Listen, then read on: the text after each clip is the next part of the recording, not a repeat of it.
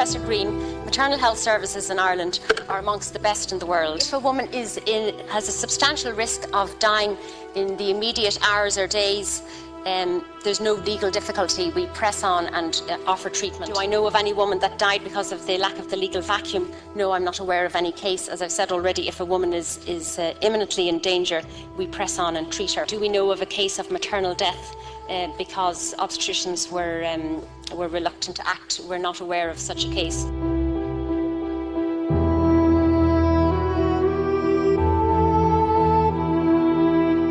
I personally have no knowledge of ever having cared for a woman where very specifically she wanted to end her life because of the pregnancy specifically, and in my pursuit of information over the last week or so, I've been unable to identify any other consultant who did know of such a woman. The second point I want to make is that there is no evidence that abortion reduces suicide risk in pregnant women, and there is some evidence that it may have a negative effect in some instances. And again, with the issue of suicide, nobody is suggesting that suicide or that termination of pregnancy is a cure for the mental anguish. Have we as perinatal psychiatrists ever seen a situation where termination of pregnancy has been the treatment for a suicidal woman? And that is, just to reiterate in our statement, with over 40 years clinical experience between us, we haven't seen one clinical situation where that's the case.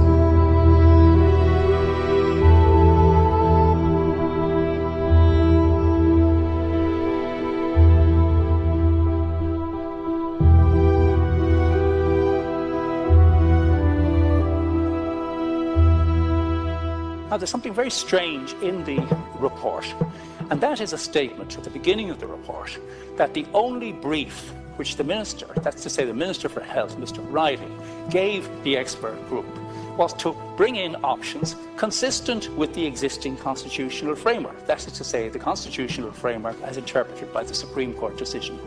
So what we have there is a Minister, contrary to the terms of reference which his own government set up this group by, contrary to the promise given by Fine Gael going into this particular election, saying to the committee, briefing the committee, apparently, to bring in options within the scope of the X decision.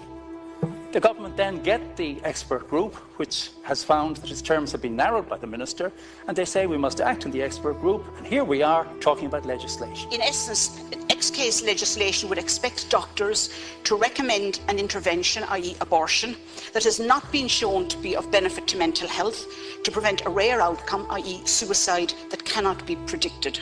In my view, legislation for X that includes suicide risk is not supported by any scientific evidence. Unless we understand, and unless the Irish people understand, and unless the politicians understand that it is not necessary to actually implement the Supreme Court decision. That's a crucially important legal point. It is regrettable, I believe, that the government has prematurely committed itself to a course of action without the benefit of the valuable testimony that has been presented to this committee over the recent days. The idea that lives of some human beings are less valuable than those of others has no place in Irish law.